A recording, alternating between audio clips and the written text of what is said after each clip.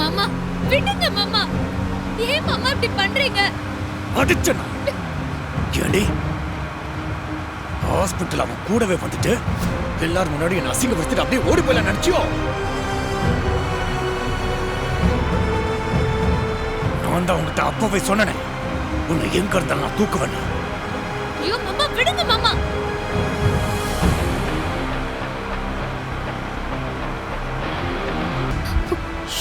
எங்க போனான்னு தெரியலையே.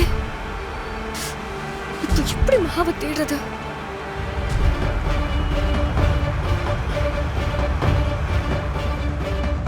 இப்பதான் எனக்கு லைவ் லொகேஷனை ஷேர் பண்ணா.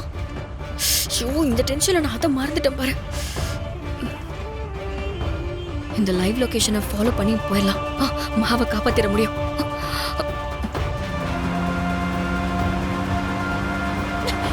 விடுங்க. ஏய் இருடி.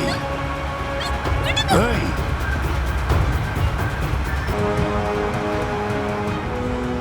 சொல்லு திவ்யா. திரு, மகாவை பாக்குறதுக்கு மார்க்கெட்டுக்கு வந்தேன். அங்க பார்த்தா யாரோ ஒருத்தன் அவளை கடத்திட்டு போறான்.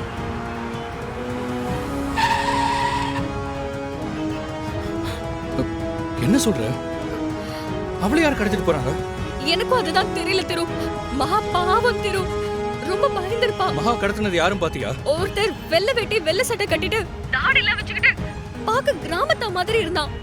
இவ சொல்றதெல்லாம் வச்சு பார்த்தா இதை செஞ்சது மகாவோட மாமாவை தான் இருக்கணும். நான் அவளை பாக்குறதுக்கு மார்க்கெட்டுக்கு வரதுக்காக லைவ் லொகேஷன் அனுப்ப சொல்லிருந்தேன். அவ அதை அனுப்பியிருந்தா. நான் அதை ஃபாலோ பண்ணி தான் இப்ப போய்கிட்டு இருக்கேன். உனக்கும் சென்ட் பண்றேன் திரு. நீ இமிடியேட்டா அங்க போயிடு. சீக்கிரம் ஷேர் பண்ணு. நான் வந்துடுறேன்.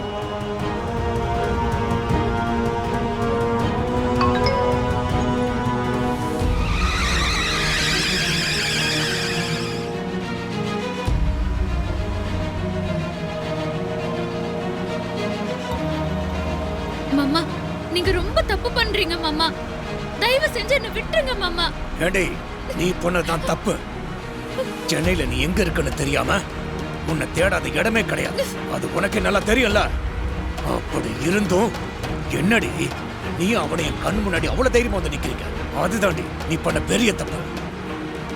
அதை நான் பார்த்துட்டு சும்மா விரல சுப்பிட்டு இருப்ப நினைச்சியோ?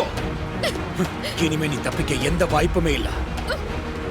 முதல்ல உன் கழுத்துல தாலி கட்ட தாண்டி என்னோட வேலை.